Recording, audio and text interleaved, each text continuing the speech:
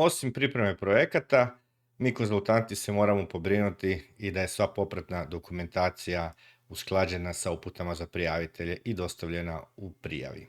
Ajmo pogledati kako ti ChatGPT može pomoći u tome. Za ovaj primjer koristit ćemo javni poziv osnaživanje doprinosa organizacija civilnog društva društveno korisnom učenju iz švicarsko-hrvatskog programa suradnje. Ono što nas zanima jest koliko izjava o partnerstvu moramo priložiti uz projektnu prijavu ako u projektu sudjeluje jedan prijavitelj sa dva partnera. Znači, sveukupno partnerstvu sudjeluje 3 dionika. Ajmo pogledati kako ćemo postaviti pitanje ChatGPT-u, kojem modelu i kako će nam ChatGPT odgovoriti na ta pitanja. Evo nas u ChatGPT-u. Za početak ćemo izabrati onaj stariji model 4o. Dodat ćemo mu 4 datoteke, upute za prijavitelje i 3 seta pitanja i odgovora koja su bila u pozivu.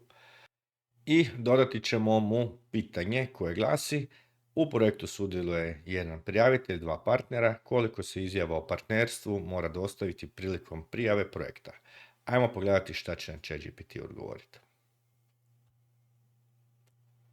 U startu čita dokument i daje nam sljedeći odgovor. Da se za projekt u kojem sudjeluje jedan prijavitelj i 2 partnera mora dostaviti 2 izjave o partnerstvu, odnosno po jedna izjava za svakog partnera, i sada nam on ovdje nalazi, on nam tu obrazlaže svoj odgovor, daje nam i referencu na određeni dio uputa za prijavitelje, odnosno pojedinog seta pitanja i odgovora. Idemo vidjeti šta će nam ChatGPT 5 model odgovoriti na isto pitanje. Koristit ćemo prvo instant trenutni odgovor, dodat ćemo iste datoteke, dodajemo isti prompt i idemo vidjeti kako ćemo odgovor dobiti.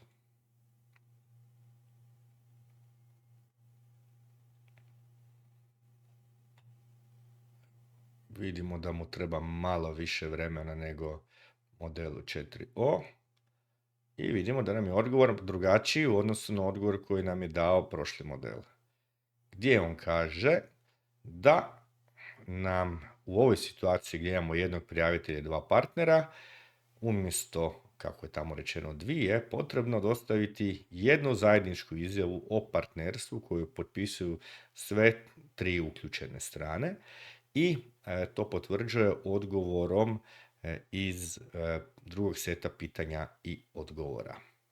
Kako bismo provjerili odgovore ChatGPT-a, otvorili smo drugi set pitanja i odgovora i idemo pronaći točno to pitanje i odgovor na koje se ChatGPT referirao.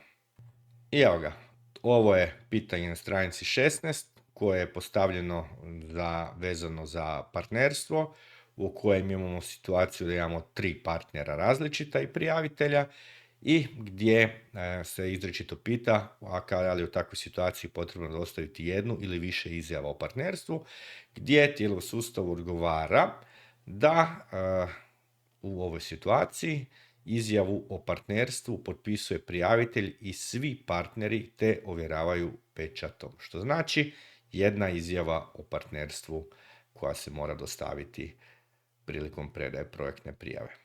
Znači, točan odgovor nam je dao ChatGPT 5 Instant za razliku od modela 4o i za vas će to značiti da u buduće kada ćete provjeravati više dokumenata i tražiti to specifično odgovor koji se krije u jednom od njih ili provjeravati da li ga unutra ima ili ne, koristite ChatGPT 5, nemojte koristiti ChatGPT 4o.